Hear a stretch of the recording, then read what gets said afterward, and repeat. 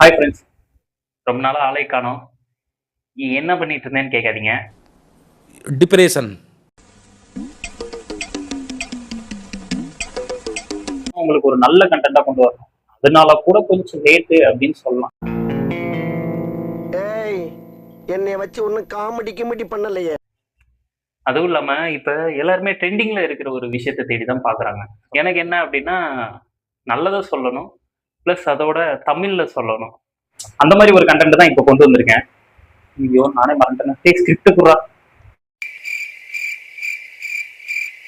ஆ.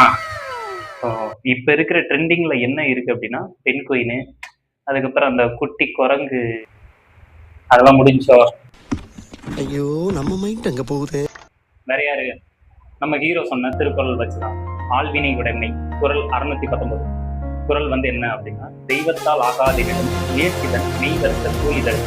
பொருள் தெய்வத்தோட அருளால முடியாத ஒரு விஷயம் கூட நம்ம திரும்ப திரும்ப அதை ட்ரை பண்றப்ப கண்டிப்பா ஒரு நாள் இல்லைன்னா ஒரு நாள் வின் பண்ணுவோம் அப்படின்றதான் இதோட பொருள். எப்படின்னா முயற்சி பிளஸ் பயிற்சி ஈக்குவல் டு வெற்றி சொல்லுவாங்கல்ல.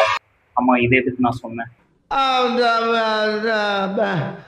வந்து இப்ப நான் என்ன உங்கள்கிட்ட சொல்றது?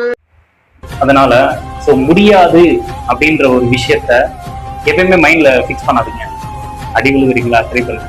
நம்ம ட்ரை பண்ண நம்மளுக்கு அது ஒரு புது எக்ஸ்பீரியன்ஸா இருக்கும். முயலும் வெல்லும் ஆமையும் வெல்லும், முயலாமை வெல்லாது. ஸ்டார்டிங்லேயே சொன்னல, அதாவது டிப்ரெஷன்ல இருந்தேன் அப்படின்ட்டு. ஸோ அந்த மாதிரி டைம்ல இன்ஸ்டாகிராம்ல ரீல்ஸ் ஸ்க்ரோல் பண்றப்ப என்ன மோட்டிவேட் பண்ற மாதிரி ஒரு ரீல்ஸ் பார்த்தேன். அதை வச்சுதான் ஒரு கண்டென்ட் எடுக்கலாமே, ஏன் நம்ம மட்டும் டிப்ரெஷன்ல இருக்கோம், நம்மள மாதிரி எத்தனையோ பேர் டிப்ரெஷன்ல இருப்பாங்க.